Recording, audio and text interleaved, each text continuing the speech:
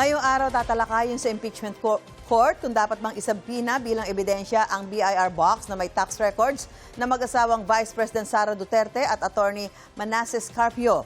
Kahapon sinabi ng prosecution team na hindi na pahaharapin ang dalawa nilang witness na sina Attorney Zuleika Lopez at Captain Belinda Bello.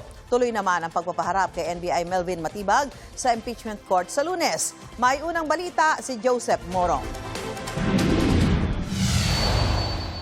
Nagbawas na ng testigo ang prosekusyon para sa unang article na nililitis nila sa Senate Impeachment Court.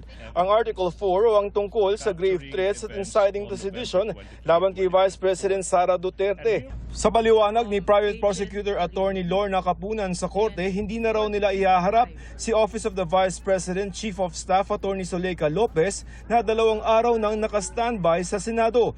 Hindi na rin daw nila kailangang iharap din si Captain Belinda Bello ng House of Representatives Sergeant at Arms. Uulitin lamang daw naman ng dalawa kasi ang mga nasabi na ng dalawang naunang testigo ng prosekusyon na sina National Bureau of Investigation o NBI Special Agent John Mark Calilong at NBI Regional Director Attorney Jeremy Lotok. We would have offered Attorney Zuleika Lopez to confirm the authenticity and the provenance of that video. Exhibit P-4-10. Totally unnecessary because, why? Because the defense themselves used the very same video. So by their own admission, there is no question about this video.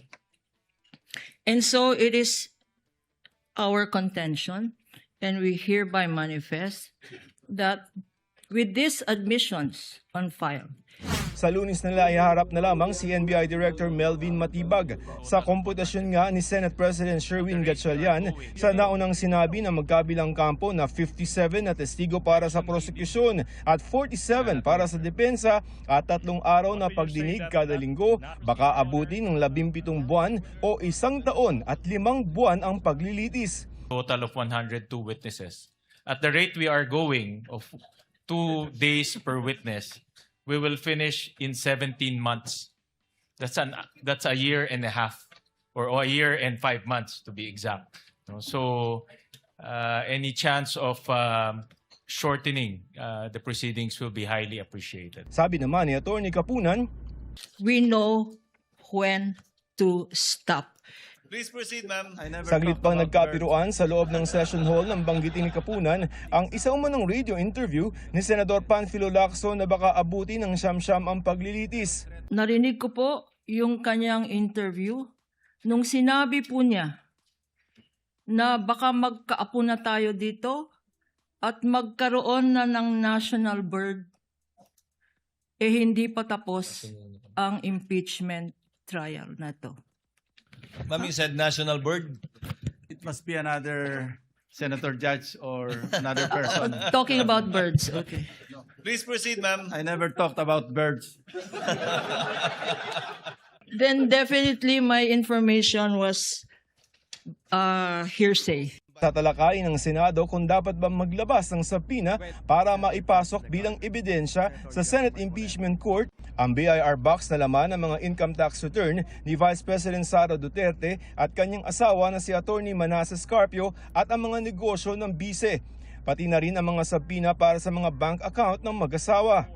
Ang mga ebidensya tulad ng BIR box at bank records ni Vice President Sara Duterte pati na ng kanyang asawa ni si Attorney Manasseh Carpio ay ebidensya ng prosekusyon sa Article 2 ng kanilang Articles of Impeachment, kaugnay ng hindi umano maipaliwanag na yaman ng bise at hindi niya paghahain ng kanyang Statement of Assets, Liabilities and Net Worth o SALN. Pinakahuli pa ito na ipipresent ang artikulo ng prosekusyon. Bibigyan ng tig-15 minuto ang prosekusyon at depensa para ihayag ang kanilang panig. Bibigyan din ng panahon ng mga senator judges para makapagtanong at dedesisyonan nila kung maglalabas sila ng subpoena o hindi. Ito ang unang balita, Joseph Morong, GMA News.